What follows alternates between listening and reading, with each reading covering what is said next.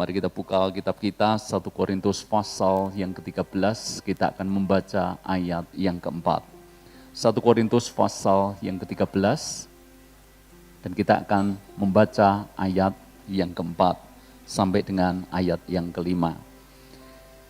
Saya bacakan buat saudara semuanya, kasih itu sabar, kasih itu murah hati, ia tidak cemburu, ia tidak memegahkan diri dan tidak sombong. Ia tidak melakukan yang tidak sopan dan tidak mencari keuntungan diri sendiri. Ia tidak pemarah dan tidak menyimpan kesalahan orang lain. Bapak Ibu Saudara, sebelum saya akan sampaikan firman Tuhan, saya mau lakukan sebuah simulasi seperti ini. Mungkin kamera bisa ikuti terus apa yang saya akan lakukan dan demokan untuk Ibu Bapak Saudara semuanya. Saudara, saya membawa 2 jenis botol. Anda bisa lihat sama-sama. 2 jenis botol yang sangat-sangat mirip. Ini botol yang pertama.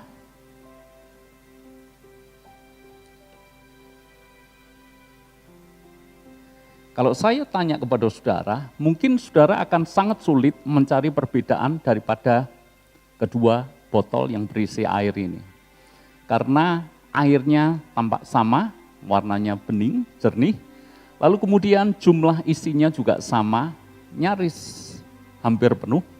Lalu kemudian kalau Anda melihat yang seperti ini, saya rasa Anda akan sulit untuk membedakan mana air yang baik dan mana yang tidak, sangat sulit. Kehidupan manusia juga seperti yang saya analogikan dengan kisah daripada 2 air ini. Hidup kita bisa seperti ini, tapi hidup kita juga bisa seperti ini. Tidak ada yang tahu, karena semuanya tampak mirip, semuanya tampak sama. Kenapa saya bilang mirip sama? Karena ketika memang dalam keadaan baik-baik saja, ketika tidak ada masalah, ketika tidak ada goncangan, ketika tidak ada stimulus, ketika tidak ada sesuatu yang menggoncang, maka semuanya akan sama. Tetapi sekarang kita akan lihat apa yang terjadi ketika goncangan itu datang, ketika goncangan itu terjadi. Saya akan praktekkan kepada saudara, saudara bisa lihat di depan. Saya ambil botol yang pertama. Oke, saya akan buka. Atau sebelum saya buka, ibarat ini adalah hidup kita, maka hidup kita pasti akan melewati dengan banyak tantangan, hidup kita akan melewati banyak goncangan. Dan sebagai analoginya, maka hidup kita ini akan digoncang seperti ini. Oke, dan apa yang terjadi? Ada gemuruh pasti, berbuih, berombak pasti, tetapi tidak ada respon yang berlebihan. Oke, ada orang Kristen yang hidupnya seperti ini. Mau digoncang kayak apapun saudara, hanya akan seperti ini aja. Gejolaknya sebentar, setelah itu tenang. Tapi ada orang Kristen jenis yang kedua. Kali ini saya harus melepaskan mikrofon saya.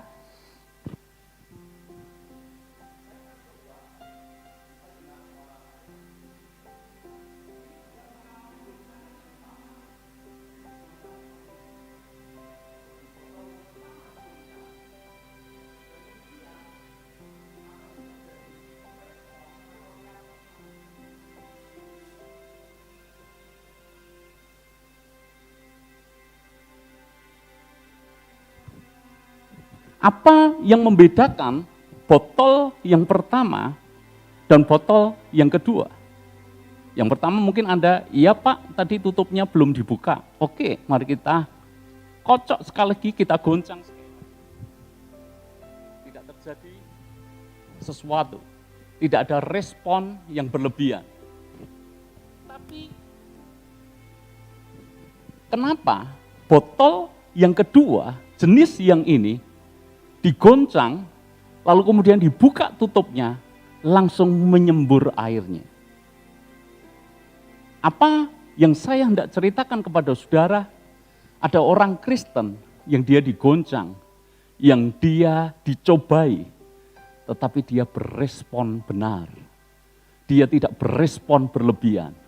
Dia bisa kontrol emosinya, dia bisa kuasai dirinya. Tapi ada banyak orang Kristen tipikal seperti ini. Digoncang, emosinya langsung meledak keluar. Digoncang, amarahnya keluar. Dan dia tidak bisa menguasai dirinya dengan baik. Pertanyaan saya kepada Anda kelompok yang pertama atau Anda kelompok yang kedua? Saudara-saudara, Anda yang bisa menjawabnya sendiri.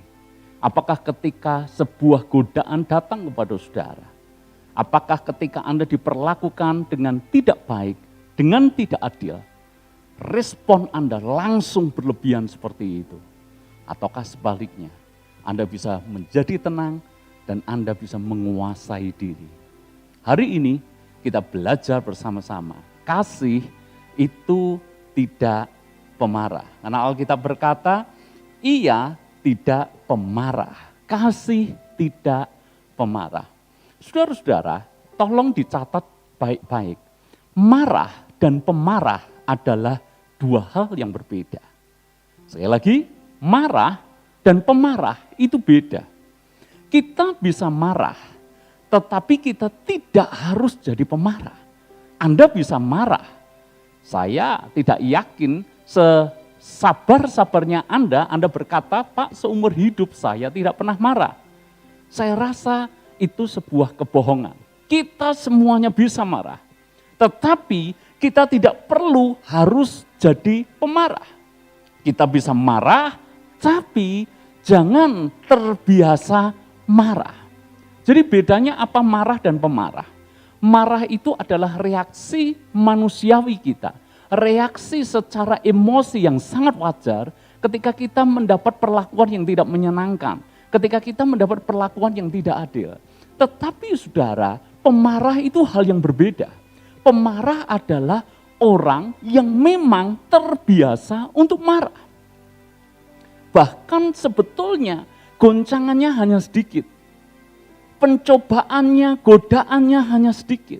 Hal yang menyinggung perasaannya sebetulnya biasa aja. Tetapi ada orang yang berespon berlebihan. Ini namanya pemarah. Dan bahayanya adalah kalau sudah jadi habit, sudah jadi kebiasaan, itu adalah sebuah karakter yang sangat merusak.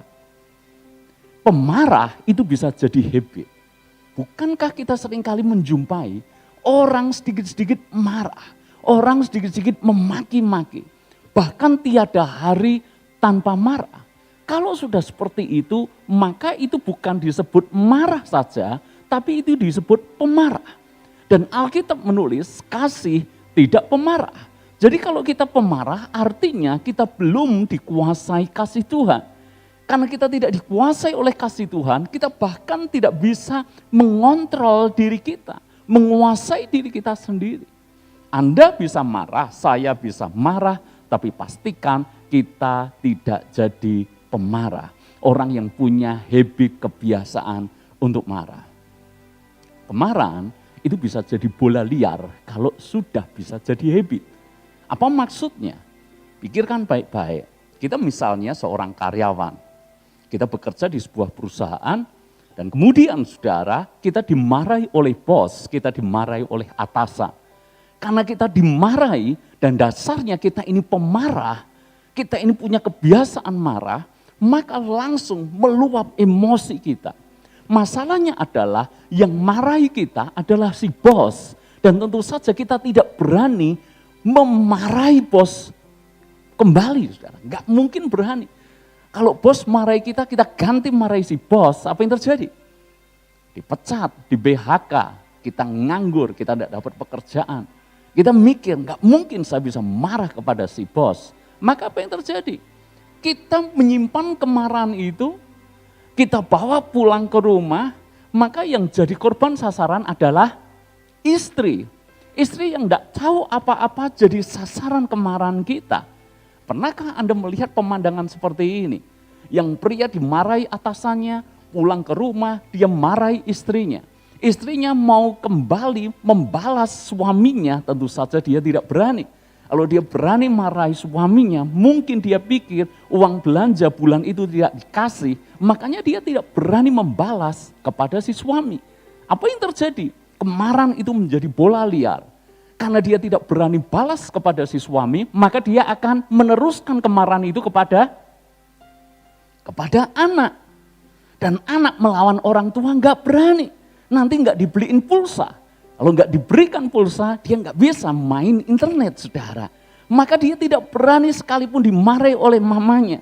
Tetapi karena sudah jadi habit, sudah jadi budaya, dia teruskan kemarahan itu. Maka si anak meneruskan kepada pembantu. Wah, Anda hafal banget ceritanya. Semoga bukan Anda yang mengalami. Jadi anak meneruskan kepada pembantu.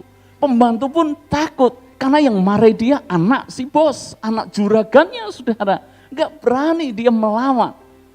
Dan karena sudah jadi habit di rumah itu, maka pembantu ini hanya bisa memendam kemarahannya. Tapi kemarahan itu toh harus diteruskan. Maka pembantu akan meneruskan kemarahannya ke siapa? Ke anjingnya, saudara. Anjingnya jadi korban sasaran. Karena si pembantu ini biasa yang memelihara anjing. Maka anjing yang tidak tahu apa-apa jadi korban kemarahan si pembantu. Sekarang anjing bisa apa, saudara? Tapi karena sudah jadi habit di rumah itu, anjing pun hanya bisa memendam untuk dirinya sendiri, tapi tetap meledak-ledak kemarahannya dan harus diteruskan. Maka anjing pun menyalurkan kemarahannya kepada siapa? Kepada tamu yang datang di rumah itu. Maka tamu ketika dibukakan pintu langsung digigit itu anjing. Dan Anda tahu siapa tamu itu? Si bos, saudara. Si bos lagi-lagi marah kepada karyawannya itu. Karyawannya marah kepada istrinya, istrinya marah kepada anaknya, anaknya marah kepada pembantunya, pembantunya marah kepada anjingnya. Berakhirnya mesti harus dirica-rica, saudara. Karena di Solo katanya konsumen terbesar guguk.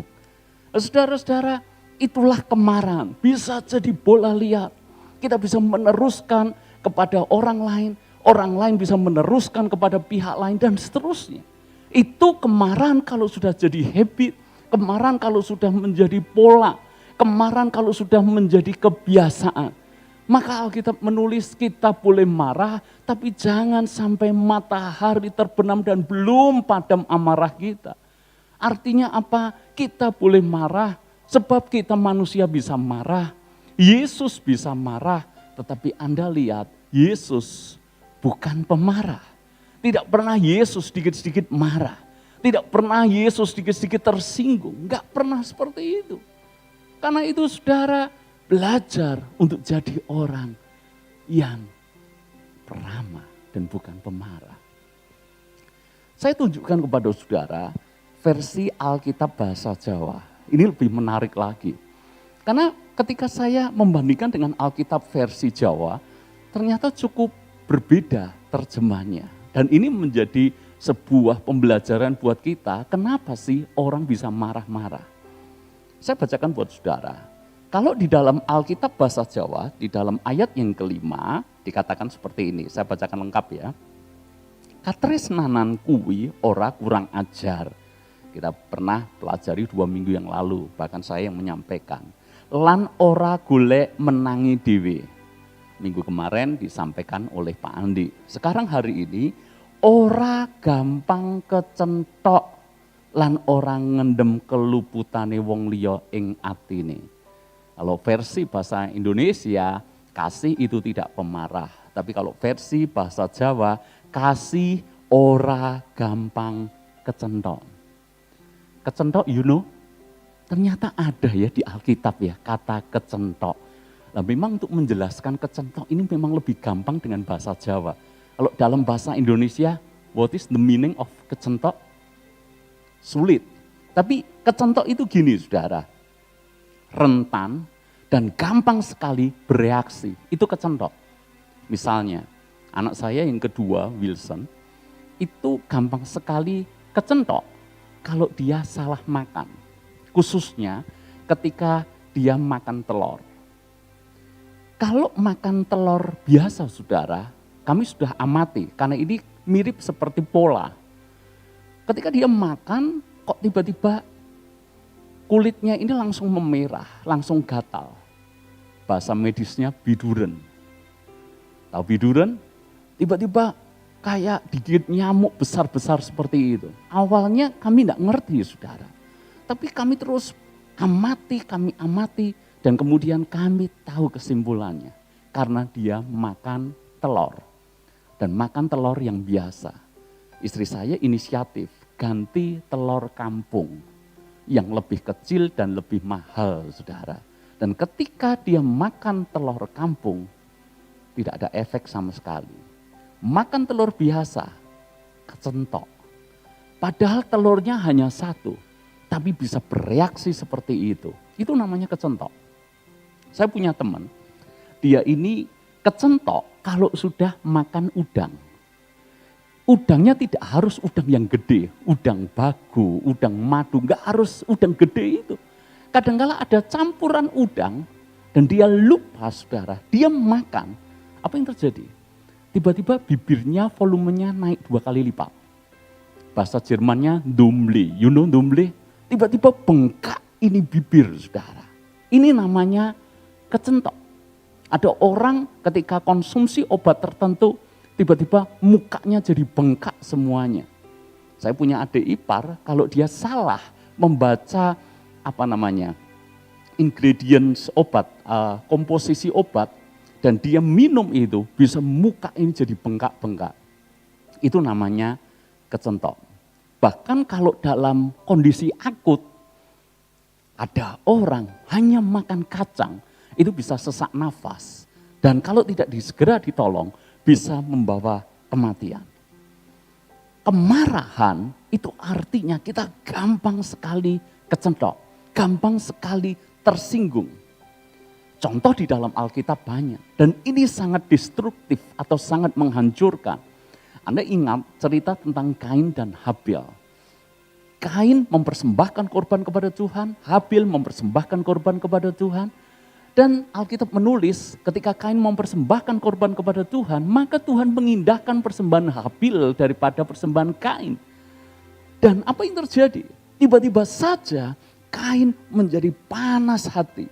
Mukanya menjadi muram. Dan Tuhan sudah mengingatkan, ingat dosa sudah mengintip di depan pintu. Kenapa mukamu mesti muram? Tersinggung saudara, marah, dia kecewa, dia merasa Tuhan tidak adil. Gampang sekali dia tersinggung dan menjadi panas hati, menjadi marah. Apa yang dia lakukan? Adiknya Habil yang tidak tahu apa-apa, tiba-tiba saja diajak ke padang oleh Kain kakaknya dan dibunuh di sana. Kemarahan membuat dia tega membunuh adiknya sendiri. Mungkin sulit untuk dipahami. Bagaimana mungkin seseorang hanya karena persembahannya tidak diterima oleh Tuhan, dia melampiaskan kemarahannya kepada adiknya, bahkan membunuh adiknya sendiri. Tapi itu real story, dicatat di dalam Alkitab. Contoh yang lain, begitu mudah tersinggung dan dia melakukan sebuah kejahatan. Di dalam kitab Ester ada satu cerita tentang satu tokoh yang namanya Haman. Haman ini pejabat tinggi di kerajaan pada waktu itu dan semua orang menghormati dia. Masalahnya Haman ini tidak hanya pejabat tinggi yang memang biasa dihormati. Biasa dihormati mestinya cukup, tapi rupanya dia gila hormat. Namanya gila hormat, dia harus mendapat penghormatan yang berlebihan. Masalahnya adalah ada satu orang Ibrani yang namanya Mordekai. Dia tidak memberikan penghormatan yang lebih kepada Haman. Sementara Haman adalah pejabat tinggi pada waktu itu. Ketika dia berjalan, satu orang tidak sujud menyembah kepada dia. Namanya Mordekai. Dia pulang dengan kemarahan yang hebat. Saya rasa kalau Anda ketemu dengan saya dan Anda tidak berkata selamat siang Pak Pendeta, saya biasa aja saudara. Tapi Anda bayangkan ini kok bisa ya? Tidak disapa seperti itu, tidak dihormati biasa seperti itu, marahnya luar biasa. Dia pulang, dia jadi marah, lalu kemudian untuk melampiaskan kemarahannya, dia minta kepada pegawainya, tolong dibuatkan tiang gantungan. Tiang gantungan untuk siapa? Untuk Mordekai yang tidak menghormati dia. Dia begitu mudah tersinggung, dia marah, dan dia hendak menggantung Mordekai yang tidak menghormatinya. Kemarahannya jadi liar. Dia tidak mau hanya Mordekai yang digantung. Dia mau bangsanya Mordekai, bangsa Yahudi, semuanya juga harus dipunahkan. Maka Haman merancang sebuah rencana yang jahat. Masalahnya dia orang yang berpengaruh. Maka dia rancangkan sebuah rancangan yang jahat. Dia sodorkan kepada raja pada waktu itu. Raja ketok palu, dicap dengan materai. Sebentar lagi tidak hanya Haman, tidak hanya Mordekai yang akan mati. Tapi seluruh bangsa Ibrani akan mati. Tapi Tuhan tolong melalui Ester. Dan Anda tahu ceritanya, rancangan Haman digagalkan. Singkat cerita, tiang gantungan itu bukan untuk Mordekai, tetapi justru untuk Haman sendiri. Dia yang buat tiang gantungan itu. Dan dia sendiri yang akhirnya mati di gantungan itu. Kemarahan itu bisa berbalik kepada kita sendiri. Kemarahan tidak hanya menghancurkan orang lain, tapi juga bisa kembali kepada kita dan menghancurkan diri kita. Jangan cepat tersinggung, saudara. Amin. Kain tersinggung, Haman tersinggung. Kalau tersinggung itu artinya ada yang tidak beres dengan kita. Saya ulangi lagi. Kalau ada di antara kita yang mudah sekali tersinggung, mungkin tanpa disadari kita punya problem hati di masa lalu yang belum selesai hingga hari ini. Karena gampang sekali tersinggung. Kalau orang hatinya beres, hatinya sehat. Kadang-kala memang ada rangsangan, ada stimulus. Tapi it's okay, dia baik-baik aja saudara. Tapi kalau gampang tersinggung, gampang sakit. Mungkin memang hatinya tidak beres. Contoh. Kalau saudara, jari kita ini sedang sakit. Jari kita sebut saja retak misalnya. Misalnya satu jari retak. Maka jari yang ini ketika bersentuhan dengan sesuatu yang lain, dengan objek yang lain, kita langsung merasa kesakitan yang luar biasa. Kalau jari yang lain yang dia beres, jari telunjuk ini beres, dia mau ditekan-tekan kayak apapun, tidak ada masalah. Tapi karena jari yang ini retak, jangankan ditekan-tekan seperti ini, baru tersenggol saja, kita bisa mengaduhnya luar biasa. Kenapa? Yang ini sakit, yang ini ada masalah, yang ini belum dibereskan. Karena itu kalau Anda menyadari, kenapa ya? Saya kok dikit-dikit marah, saya kok dikit-dikit emosi. Ini hal sepele, tapi membuat saya tersinggung luar biasa. Mungkin ada luka hati yang perlu dibereskan. Karena kemarahan itu bersumbernya dari hati yang belum beres. Dan kabar baiknya, tidak ada yang terlalu sulit bagi Tuhan untuk mengubah hati kita. Hati yang luka bisa disembuhkan oleh Tuhan. Amin. Ada banyak orang yang mereka dikuasai dengan kemarahan luar biasa. Mudah tersinggung. Tapi ketika dia mau datang kepada Tuhan, saya melihat ada begitu banyak perubahan terjadi. Dipulihkan, disembuhkan oleh Tuhan. Siapa yang hari ini hatinya luka? Gampang sekali marah, gampang sekali tersinggung. Anda datang kepada Tuhan. Minta supaya Tuhan menyembuhkan luka hati kita. Amin. Dan saya berharap tidak ada yang ketika mendengar ini justru tersinggung. Ini jangan-jangan ini Pak Petrus dengar dari suami saya, kalau saya di rumah marah-marah terus, diteruskan kepada Pak Petrus khotbahnya disamakan ini. Ya ini kan khotbah berseri. Iya, tapi kan udah dirancangkan setahun kemarin. Nanti pasti tiba di topik kemarahan. Tersinggung, lah problemnya double ini saudara. Tersinggungnya berlebihan. Yang seperti ini perlu dibereskan. Kalau ada yang punya problem seperti itu, Anda bisa datang kepada saya, Anda bisa datang kepada Pak Andi. Gria Konseling saya rasa buka dari jam 8 pagi sampai jam 5 sore, setiap hari Senin sampai hari Sabtu. Anda bisa datang ke sana untuk konseling. Atau Anda bisa kontak saya, Pak saya punya problem ini, apa yang mesti saya harus lakukan? Kami pernah menangani saudara dan cukup berhasil dengan baik. Saya rasa kalau ada di antara Anda punya pengalaman seperti itu, Anda perlu disembuhkan. Dan yang namanya sakit tidak bisa dibiarkan. Kasihan orang-orang yang ada di sekeliling Anda. Kasihan pasangan Anda, kasihan anak-anak Anda. Dan yang bahaya adalah itu akan bisa menjadi sebuah habit yang diteruskan. Anak-anak korban kemarahan, dia akan meneruskan kemarahan itu nanti ketika dia menjadi besar. Dia akan teruskan kepada orang-orang di sekelilingnya dan tidak pernah ada selesainya. Maka mata rantai kemarahan seperti ini harus diputuskan. Sakit harus disembuhkan. Amin. Saudara-saudara, Yakobus pasal yang pertama ayat yang ke-19. Ya kita baca ayat ini. Yakobus pasal pertama ayat yang ke-19. Saya bacakan buat saudara. Hai saudara-saudara yang kukasihi, ingatlah hal ini. Kalau diminta ingat berarti itu hal yang penting untuk diperhatikan. Ingatlah hal ini, setiap orang hendaklah cepat untuk mendengar. Tetapi lambat untuk berkata-kata dan juga lambat untuk marah.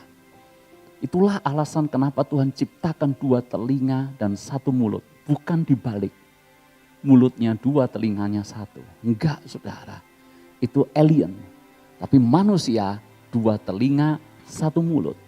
Supaya apa? Cepat dengar, tapi lambat berkata-kata dan lambat untuk marah.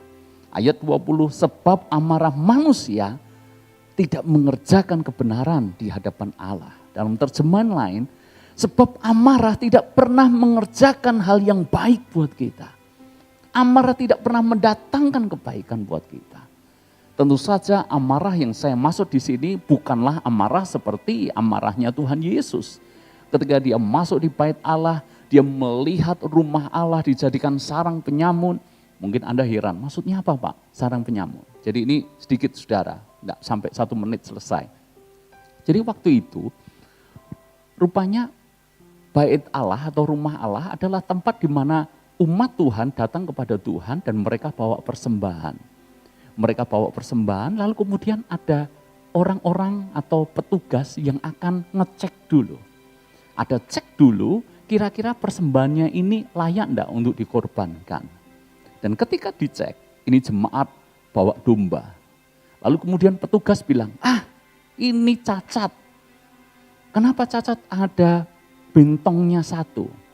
Cacat. Enggak bisa ini, bawa pulang, enggak kepake. Ada juga lalu bawa sapi misalnya, ini kakinya timpang ini, enggak bisa. Ada bawa domba yang lain, terlalu kurus, enggak bisa. Jadi dipersulit saudara.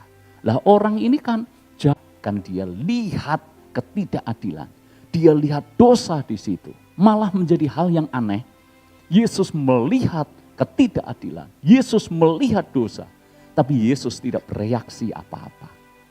Kita bisa malah curiga, jangan-jangan Yesus adalah bagian dari konspirasi rumah Allah itu. Tetapi Yesus marah karena melihat dosa terjadi.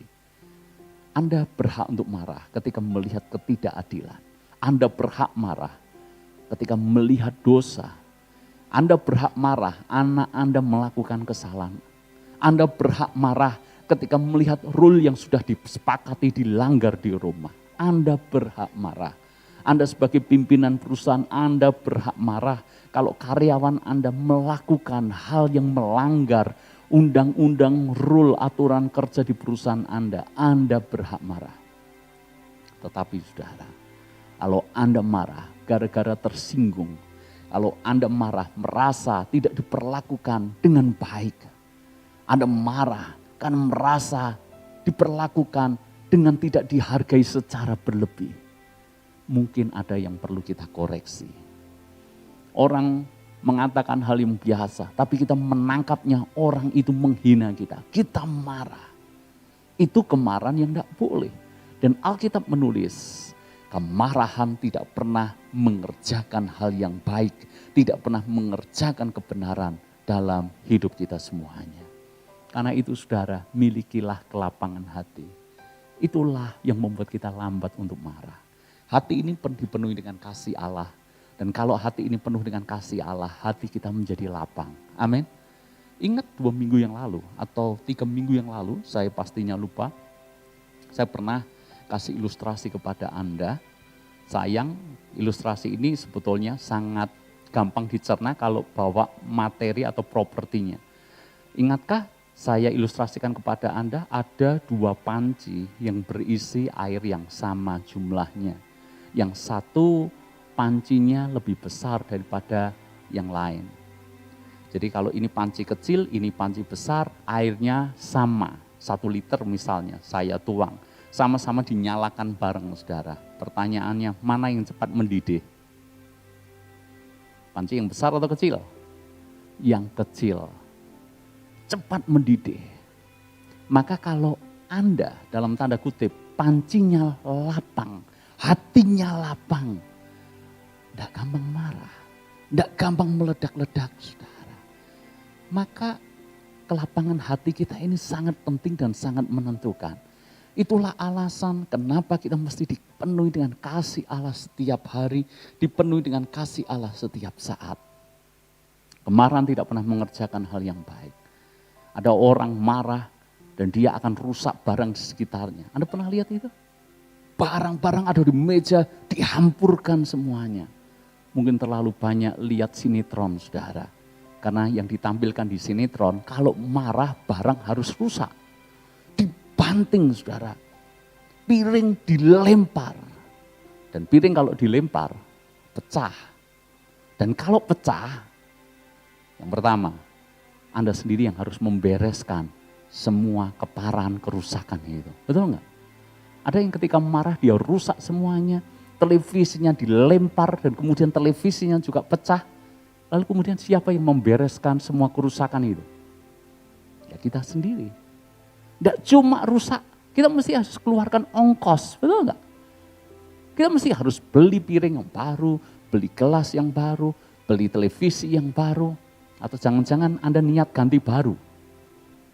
Dan kemudian caranya adalah marah dan merusak supaya punya alasan. Saya rasa itu konyol. Kalau pengen yang baru tukar tambah aja.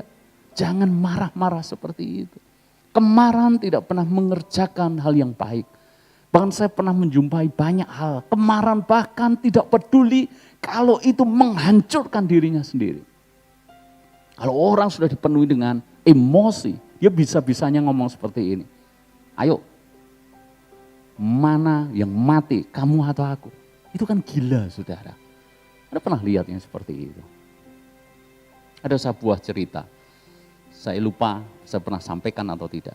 Jadi satu kali seorang raja punya 2 orang bawahan, 2 orang kepercayaan. Masalahnya adalah 2 orang kepercayaan ini saling ribut, saling marah. Jadi saling membenci, saling dendam, bermusuhan. 2 orang kepercayaan ini. Ketemu nggak mungkin tegur sapa saudara. Kalau bisa menjatuhkan. Karena dua-duanya ini memang musuhan terus. Dan dua-duanya dipenuhi dengan kemarahan untuk membalas. Satu kali raja panggil 2 orang bawahannya ini. Dan raja ngomong seperti ini. Ini ceritanya menarik sekali. Dia ngomong kepada orang yang pertama, bawahan yang pertama. Apapun yang kamu minta, aku akan kasih kepadamu. Bayangkan ya, saya raja dan kelompok sini adalah bawahan yang pertama. Dan kelompok sini bawahan yang kedua. Sekarang saya raja tawarkan kepada Anda. Anda minta apapun, pasti saya akan kasih. Karena saya raja punya semua yang Anda minta. Anda pikirkan apa jawabannya? Pengen apa? Tolong pikirkan sebentar. Lalu kemudian raja melanjutkan. Cuma seperti ini. kamu diberikan privilege untuk kamu minta yang pertama. Tapi temenmu ini punya hak untuk mendapatkan 2 kali lipat daripada apa yang kamu minta. Kalau kamu minta kuda, kamu dapatnya 1, yang sini dapatnya 2. Kalau Anda jadi bawahan itu, Anda pilih yang milih, atau Anda pilih yang dapat 2 kali lipat. Pilih yang mana? Halo? Yang milih jadi bawahan yang pertama. Tolong angkat tangan. Yang penting milih, Pak. Ada? Atau milih? Biar dia yang milih. Saya dapat berapa? 2 kali lipat. Kalau dia milih, saya mau emas 10 kilo. Maka bawahan yang kedua dapat 20 kilo. Masalahnya adalah yang satu ini dendam dengan yang lain. Maka yang satu ini ketika dikasih penawaran itu mikir, wah kalau saya minta 10 kuda, enak banget dia. Dia dapat 20 kuda. Saya minta 10 talenta emas, dia dapat 20 talenta emas. Saya rugi. Dikasih berkat, tapi mikirnya apa? Rugi. Kenapa mikirnya rugi? Kemarahan menguasai dia. Dan raja tanya, kamu sudah mikir apa yang hendak kamu minta? Pasti akan diberikan. Kalau dia minta 1 wilayah, dia dapat 2 wilayah. Dan dia tidak terima. Enak aja. Dia bingung, saya harus minta apa ya? Kira-kira menurut Anda akan minta apa? Resikonya musuh Anda dapat 2 kali lipat. Dan inilah yang dia minta kepada raja, sebuah permintaan tidak biasa. Dia minta gini. Raja tanya sekali lagi, sudah kamu pikirkan apa yang kamu minta? Dia menjawab, sudah baginda raja. Yang sini sudah senyum-senyum. Wah, dapat 2 kali lipat. Dan ternyata yang diberikan hak untuk memilih tadi menjawab, inilah yang perlu lakukan kepada hamba supaya dia dapat 2 kali lipat. Tolong cungkil mata saya 1. Gila enggak? Karena kalau dia dicungkil 1, maka temennya akan dicungkil 2. Masuk akal enggak? Kemarahan, dendam membuat dia tidak bisa berpikir logik, tidak bisa berpikir nalar. Daripada dia mendapat berkat, lebih baik saya hancur tapi orang lain harus lebih hancur. Itu kemarahan kalau menguasai. Bukankah orang kalau sudah bertengkar, ribut gak apa-apa, habis-habisan gak apa-apa. Enggak. Makanya peribahasa Indonesia berkata seperti ini, kalah jadi abu, kalau menang jadi arang. Itu kan pilihan yang tidak enak, saudara. Anda menang tapi dapatnya arang. Kayu ini harusnya bisa jadi mebel, kayu bisa jadi kursi, kayu bisa jadi perangkat yang menarik, punya nilai jual yang tinggi. Tapi gara-gara bermusuhan, gara-gara marah, gak apa-apa, saya jadi arang. Asal musuh saya jadi abu. Kalah jadi abu. Tapi kalaupun menang, jadinya arang. Itu kalau kemarahan menguasai kita. Hari ini, pastikan saudara dan saya dipenuhi dengan kasih Tuhan. Sehingga hatimu lapang. Dan kalau hati Anda lapang, Anda tidak mudah marah. Tidak mudah tersinggung. Ada problem hati yang perlu kita bereskan pagi ini. Kalau sedikit-sedikit kita gampang marah. Sedikit-sedikit emosi kita meledak. Bahkan kita tidak bisa menguasai diri kita. Karena Alkitab menulis, orang yang bisa menguasai dirinya, maka dia seperti orang atau pahlawan yang merebut kota.